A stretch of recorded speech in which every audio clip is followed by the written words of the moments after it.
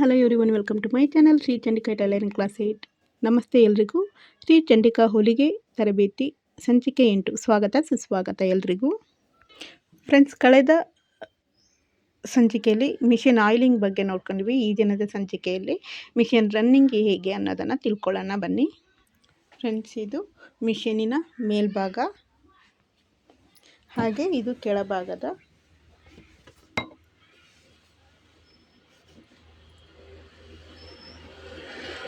Machine.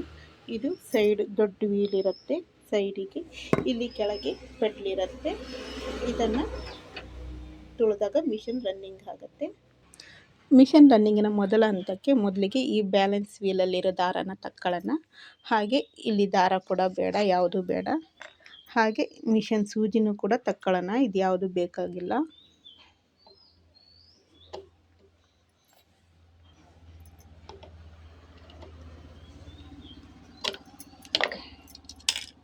ನೋಡಿ, ಇದು mission ಸೂಜಿನ ತಗೊಂಡಿದ್ದೀನಿ, ಸೂಜಿನ ತೆಗೆದಿದ್ದೀನಿ, ದಾರ ತೆಗ್ದಿದ್ದೀನಿ.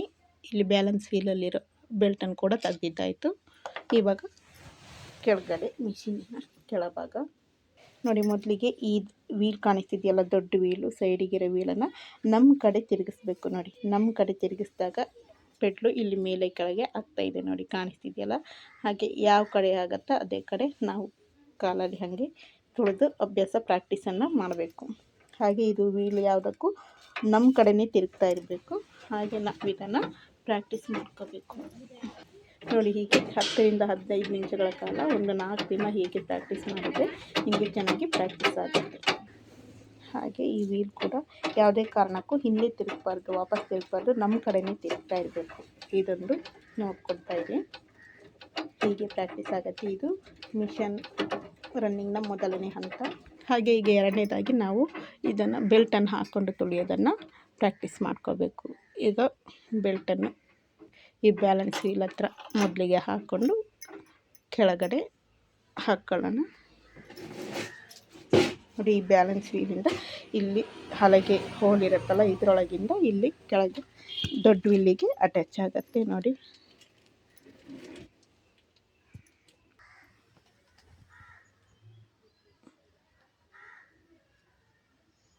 ಈ ವೀಲ್ಗೆ ಹೀಗೆ ಹಾಕ್ಕೊಂಡು ಹೀಗೆ ಸುತ್ತಕೊಂಡ್ರೆ ಇದು ಅಟ್ಯಾಚ್ ಆಗುತ್ತೆ. ಬೆಲ್ಟ್ ಈ ವೀಲಿಗೆ ಅಟ್ಯಾಚ್ ಆಗುತ್ತೆ. ನೋಡಿ, ಈಗ ಬೆಲ್ಟ್ ಅಟ್ಯಾಚ್ ಆಗಿದೆ. ಅಟ್ಯಾಚ್ ಆದಮೇಲೆ ಈ ದಾರ ಸೂಜಿ ಯಾವುದು ಬೇಡ, ಈ ಬ್ಯಾಲೆನ್ಸ್ ವೀಲನ್ನು ನಮ್ಮ ಕಡೆಗೆ ತಿರುಗಿಸ್ಬೇಕು. ಹೀಗೆ ಯಾವುದೇ ಕಾರಣಕ್ಕೂ ಈ ವೀಲ್ ವಾಪಸ್ ಹೋಗಬಾರ್ದು, ನಮ್ಮ ಕಡೆನೇ ತಿರುಗ್ತಾ ಇರಬೇಕು. ಈ ವೀಲ್ ನಮ್ಮ ಕಡೆ ತಿರುಗ್ತಾ ಇದ್ದಂಗೆ ಇಲ್ಲಿ ಕೆಳಗಡೆ ವೀಲ್ ಕೂಡ ನಮ್ಮ ಕಡೆ ತಿರುಗ್ತಾ ಇರುತ್ತೆ. ಹಾಗೆ ಕಂಟಿನ್ಯೂ ಈ ಹಿಂಗಡೆ ವೀಲ್ ಕೂಡ, ಈ ಪೆಡಲ್ ಕೂಡ ಮೇಲೆ ಕೆಳಗೆ ಆಗ್ತಿರುತ್ತೆ. ನಾವು ಅದನ್ನು ಕಂಟಿನ್ಯೂ ಮಾಡಿ ಪ್ರಾಕ್ಟೀಸ್ ಮಾಡ್ಕೋಬೇಕು. ಈ ವೀಲ್ ನಮ್ಮ ಕಡೆ ತಿರುಗ್ತಾ ಇದೆ, ಈ ವೀಲ್ ಕೂಡ ನಮ್ಮ ಕಡೆ ತಿರುಗ್ತಾ ಇದೆ. ಇಲ್ಲಿ ಮಿಷನ್ ರನ್ನಿಂಗ್ ಆಗ್ತಾ ಇದೆ. ಇದು ಮಿಷನ್ ರನ್ನಿಂಗ್ ಎರಡನೇ ಹಂತ. ಯಾವುದೇ ಕಾರಣಕ್ಕೂ ಈ ಬ್ಯಾಲೆನ್ಸ್ ಹಿಂಗಡೆ ತಿರುಗಬಾರ್ದು. ಇದನ್ನೇ ಕಂಟಿನ್ಯೂ ಮಾಡ್ತಾ ಒಂದು 4-5 ದಿನ ನೀವು ಪ್ರಾಕ್ಟೀಸ್ ಮಾಡಿದರೆ ಪ್ರಾಕ್ಟೀಸ್ ಆಗೋಗುತ್ತೆ. ನೋಡಿ, ಮಿಷನ್ ರನ್ನಿಂಗ್ ಆಗ್ತಾ ಇದೆ. ನೋಡಿ, ಈಗ ದಾರ ಸುತ್ತಕೊಳ್ಳೋದು ಹೇಗಂತ ನೋಡೋಣ. ಇದು ಬಾಬಿನ್ ಇದೆ. ಈ ಬಾಬಿನಿಗೆ ಈ ಥರ ದಾರನ ಮೊದಲು ಒಂದು ಸ್ವಲ್ಪ ಹೀಗೆ ಸುತ್ತ ಹಾಕ್ಕೊಂಡು, ನೋಡಿ ಈ ಕಡೆ ಸುತ್ತ ಹಾಕ್ಕೊಂಡು 2 ಸುತ್ತು ಹಾಕ್ಕೊಂಡು ಇದನ್ನು ನಮ್ಮ ಕಡೆಗೆ ಹೀಗೆ ತಿರುಗಿಸ್ಬೇಕು. ನೋಡಿ, ಹೀಗೆ ಈ ಕಡೆ ಉಲ್ಟಾ ಹೀಗೆ ತಿರುಗಿಸ್ಕೊಂಡಿದ್ದೀನಿ 2 ಸುತ್ತು. ತದನಂತರ ನಮ್ಮ ಕಡೆ ಈ ಥರ ತಿರುಗಿಸ್ಕೊಂಡು ಇದನ್ನು ಇಲ್ಲಿರುತ್ತಲ್ಲ ರಾಡು, ಇಲ್ಲಿ ದಾರ ಸುತ್ಕೊಳ್ಳೋಕ್ಕೆ ಈ ಸಣ್ಣ ವೀಲ್ ಇದೆಯಲ್ಲ, ಈ ವೀಲ್ ಕಡೆ ಈ ಕಡೆ ರಾಡ್ ಇದೆಯಲ್ಲ, ಅದಕ್ಕೆ ಇದನ್ನು ಹಾಕ್ಕೋಬೇಕು. ಹೀಗೆ ನೋಡಿ, ಹಾಕ್ಕೊಂಡು ಇದನ್ನು ಒತ್ತಿಬಿಟ್ರೆ ಆಯಿತು. ಈಗ ಮಿಷನ್ ರನ್ನಿಂಗ್ ಮಾಡಬೇಕು ನಾವು. ನೋಡಿ, ಮಿಷನ್ ರನ್ನಿಂಗ್ ಮಾಡೋಕ್ಕೂ ನೋಡಿ, ಇದು ಮೆಲ್ಲ ತಿರುಗೋದು ಕಾಣಿಸ್ತಿದೆಯಲ್ಲ, ನೋಡಿ ತಿರುಗೋದು ಕಾಣಿಸ್ತಿದೆ.